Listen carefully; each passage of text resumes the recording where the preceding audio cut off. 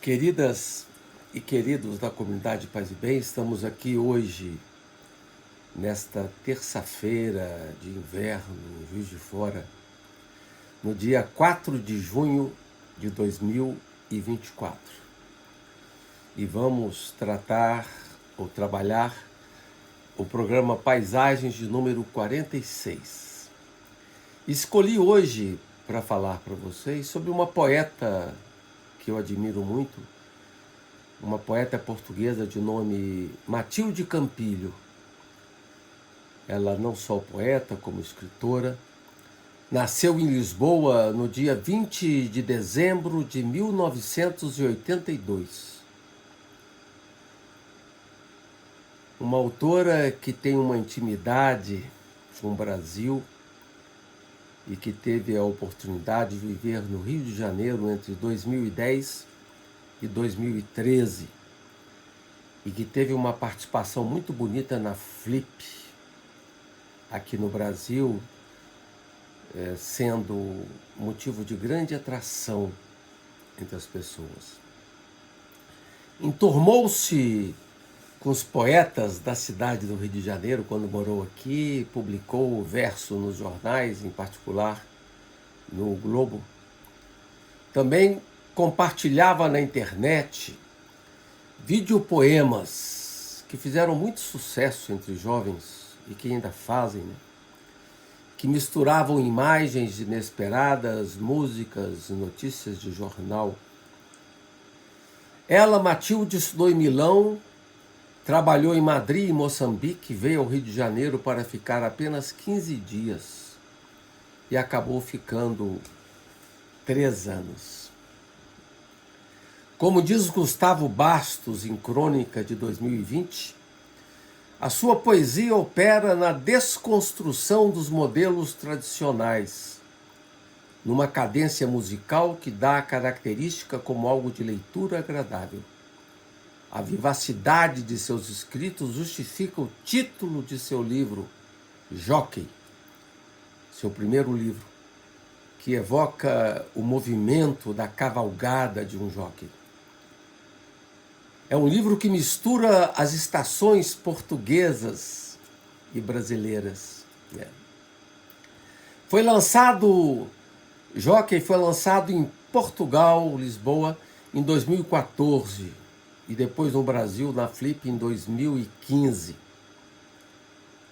E a edição brasileira já conta com 2 edições. No resumo do livro se diz: são poemas em prosa, conversas por telefone, cartas para crianças, explosões de ternura.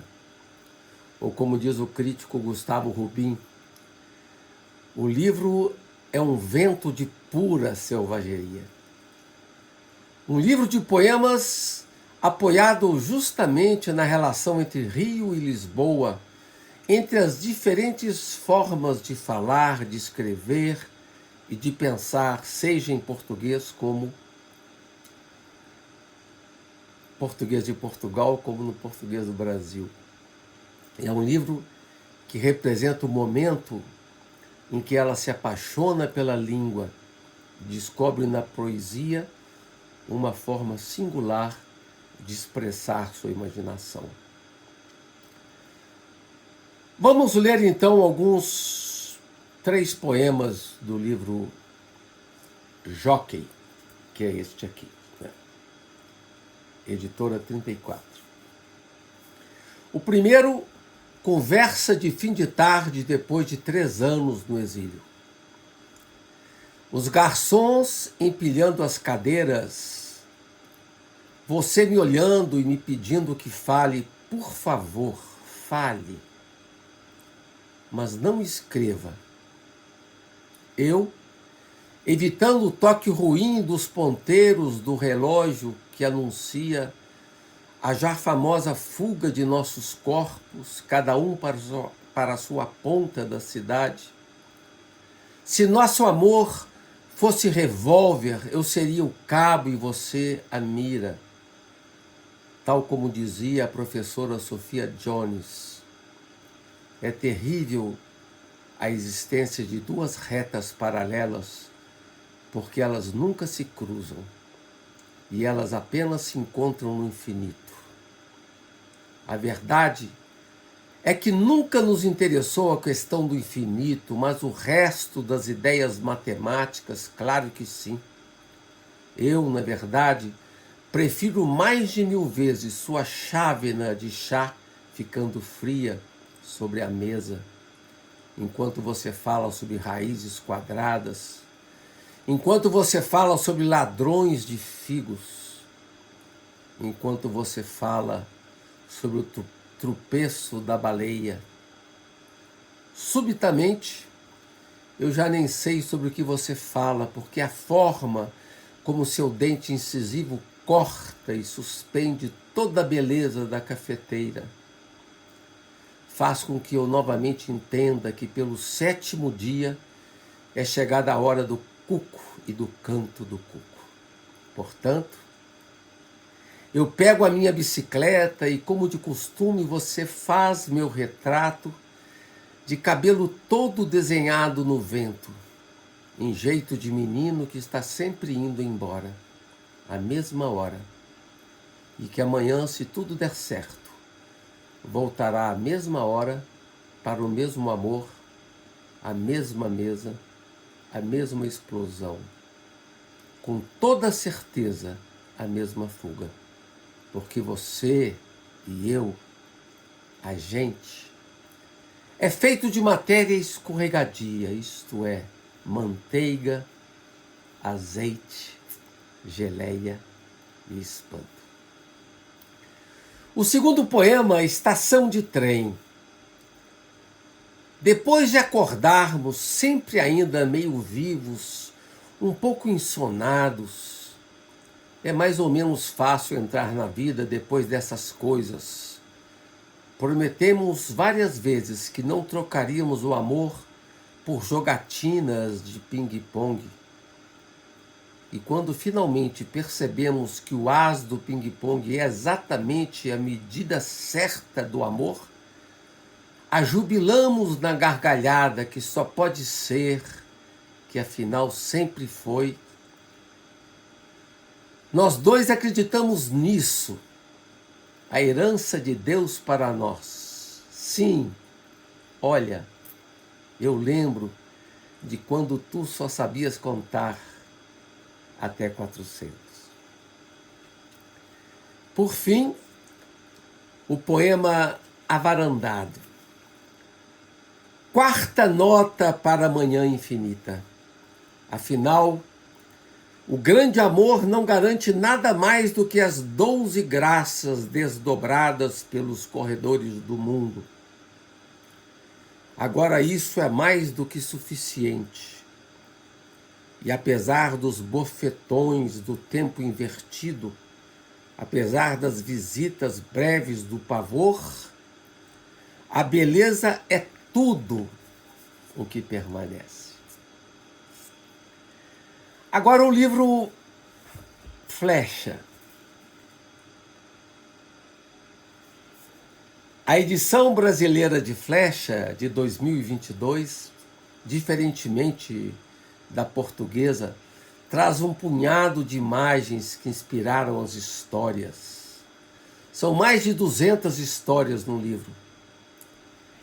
Este livro representa o caminho de Matilde rumo à prosa, que começou por sua leitura. No tempo em que fazia versos, ela praticamente só lia poesia. Em entrevistas, chegava a dizer que se distraía com romances. Há tanta vida lá fora, justificava.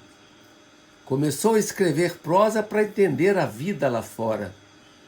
Se a poesia salvava o minuto, a prosa explica o mundo. A poesia é muito rápida e eu precisei da prosa para ouvir as coisas mais devagar, diz Matilde, nessa nossa época tão acelerada. Os anos se passam, diz ela, começa a publicar tranquilamente em prosa. A literatura, diz, é acima de tudo liberdade.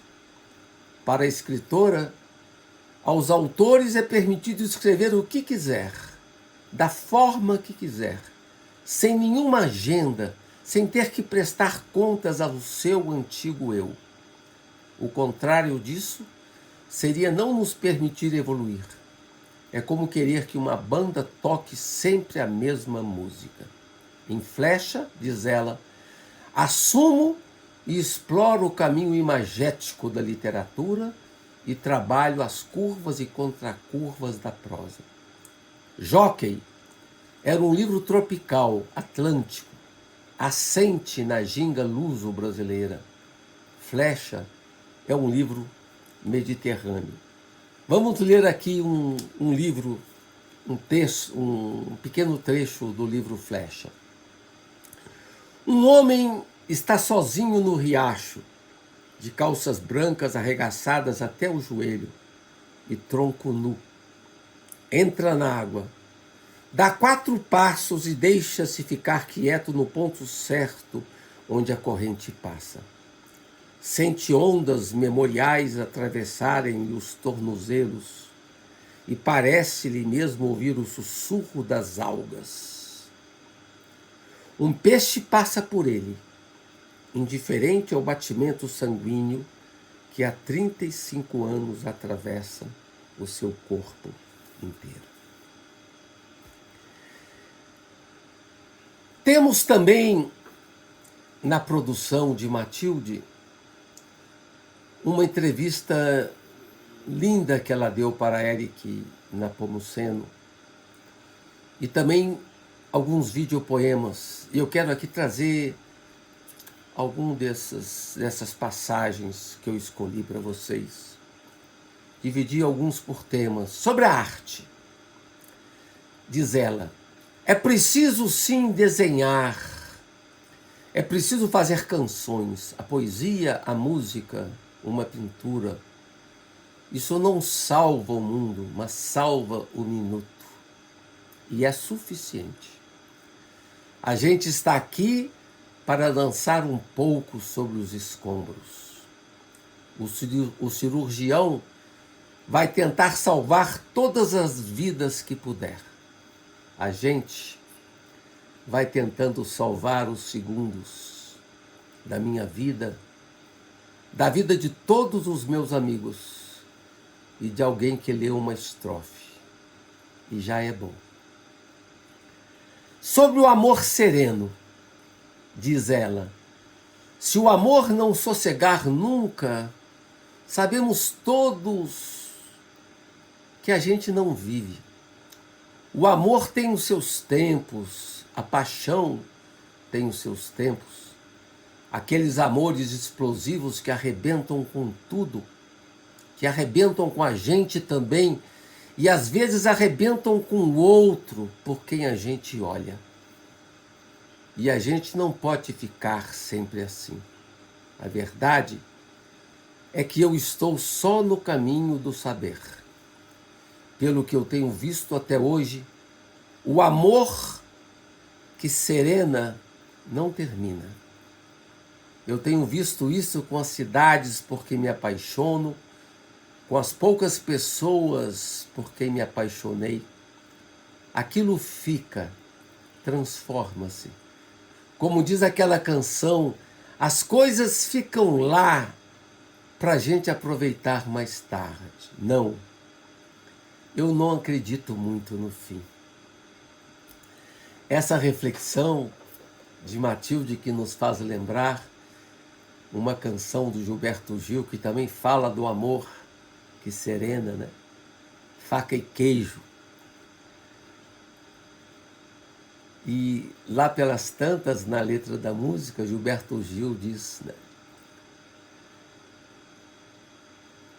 Na época da faca e do queijo, o desejo tinha mãos e as mãos traquejo no bom manejo da emoção, no jeito de tomar, no ato de cortar, no simples fato de juntar a faca e o queijo. A gente ama e o amor produz transformações. A velha chama acende novas ilusões, com mãos bem mais sutis, novos desejos. vão tornando nossos beijos mais azuis, menos carmins. Agora sobre a morte, diz Matilde. Perguntada por Éric Nepomuceno na sua entrevista clássica sobre se ela tem medo da morte, Matilde respondeu: não. É curtinho o tempo que a gente está aqui para tanta coisa. Todos os dias, quando estou com os olhos fechados, com a cabeça fechada, com o coração fechado, há alguma coisa que me aparece e espanta. Há a luz a entrar de uma maneira, numa esquina, numa casa. Há o cabelo de alguém que ficou fora do lugar. E isso foi lindo. Há sempre um acontecimento meio mágico. E isso dá-me sempre a sensação de que não pode ser só isso. Não pode ser só 40 anos, 50 anos, 100. Tem que haver mais. Isso me assusta, porque isso às vezes é cansativo, outras vezes é maravilhoso. Mas a ideia de que eu tenho da morte, e eu falo da morte, do momento do fim, não falo do caminho até ela. Sim, uma morte sofrida, o sofrimento, a doença, a morte dos outros. Ver gente que eu amo desfazer-se devagarinho, isso dói. Mas o meu desaparecimento não me assusta.